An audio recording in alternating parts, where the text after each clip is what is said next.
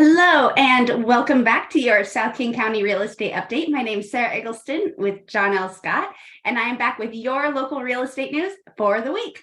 I'll go ahead and jump right on into these slides. Okay, so today is April 7th, 2023, and let's find out what happened this week. So this week, I closed with a client of mine, an investor client on a property that it was a really short transaction, and I was really surprised that we were the only one involved in that transaction because of all of the traffic that they had gotten at this listing that first weekend. But we got it under contract for list price. I thought it was priced really well for what it was, because it's actually two houses. They're condos, but they're two cottages on the same property. And that is a really great opportunity for investment, or if you wanted to do like a house hacking situation, live in one, rent the other one out.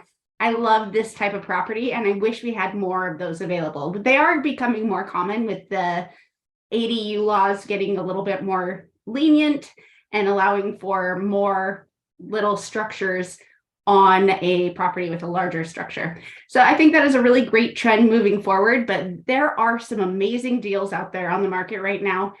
So the Seattle address for $500,000 for two houses, right? So there are some great deals out there. We were the only ones that issued an offer, and so we were able to move forward pretty smoothly. But this is a really great sign that these deals are out there. You just gotta take a look and wait for the right thing to come around. And I am wearing my Seattle Kraken sweatshirt today because the Kraken beat the Coyotes last night, and they're headed to their first Stanley Cup playoffs.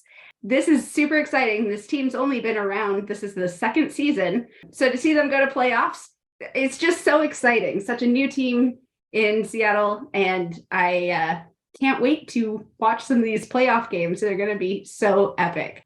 And King County home prices plunged 10% as Northwest housing market shifts. So there were some stats that came out as far as March recap from the Northwest MLS. And King County overall home prices came down 10% from March of last year.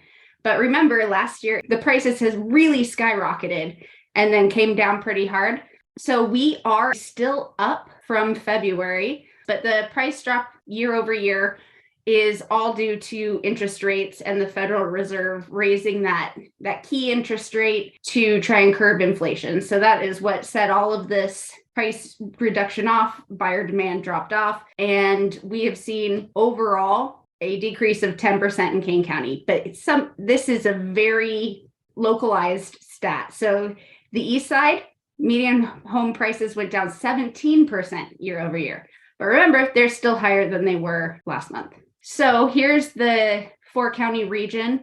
For King, we had an average sale price of $930,000 last year, and we're down to $840,000. But you can see we've been ticking up for the last couple months, which is exactly what we'd expect to see this time of year heading into the spring market. Other counties are similar. All of them are lower now than they were last year. Pierce ticked down a little bit from last month, but overall, we're generally on the rise. And this is a mixed bag for shoppers, right? So the lower prices, but there's higher interest rates. These higher interest rates have forced some home buyers to drop out of the market. And overall, the typical Seattle area home with a 20% down payment is $500 more per month this March than it was last March. So with the interest rates and the prices, it is still a little bit more expensive right now per month to own a home than it was last March. But buyers are facing less competition, meaning those higher prices. So when the interest rates go down throughout the course of the year here, you can refinance and take advantage of that. Whereas if you wait until you're paying higher prices, you can't refinance out of that higher price. You can refinance out of the high rate, but you can't refinance out of the high price. They gave a case study here of this gentleman who moved to Seattle 5 years ago. Home prices that he was looking at around 800,000, and it's just, he said it wasn't going to happen. Now he was finally able to get a townhome on lockdown for $500,000, which was a very significant price drop for that market. The condo market is seeing mixed trends. In King County, in March, down 6% from a year earlier on price, and the East Side recorded a 7% drop in condo prices, while Seattle saw a 5% increase. For homes and condos, the number of closed sales is down across the board pretty significantly, and the prices, condos in Seattle and North King County, those are the only places where it has ticked up. Everything else is down year over year. We're in a climate right now where we are adjusting to new normal rates, and I don't think we'll ever see the 2% rates from the pandemic again. But we're adjusting to this new, slightly higher level of our new normal for interest rates. And as people get more accustomed to an interest rate of around 6%, we will see more and more people head into the market. Plus, rates are supposed to continue to tick down throughout the year. But there were 33% fewer pending sales last month than the March a year prior. So there's just way fewer deals happening right now. 29% lower on new listings.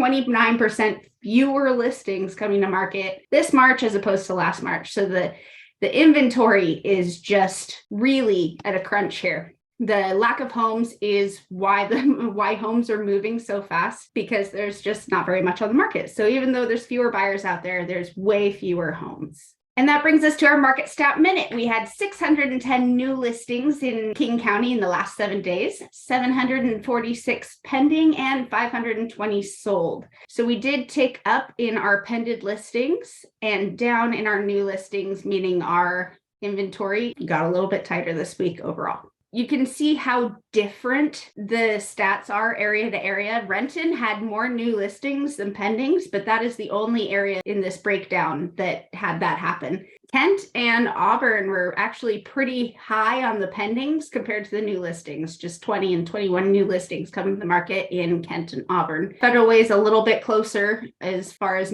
pendings and new listings, but still pendings are outweighing those. And we get our month-end recap for March from J. Lennox Scott. Overall, if we look at all price points, we have about 0.7 months supply in Southeast King County, which is a severe shortage. 79% of new listings are going pending in the first 30 days, which is categorized as an extreme frenzy. So it depends on what price point you're looking at, how intense this market is.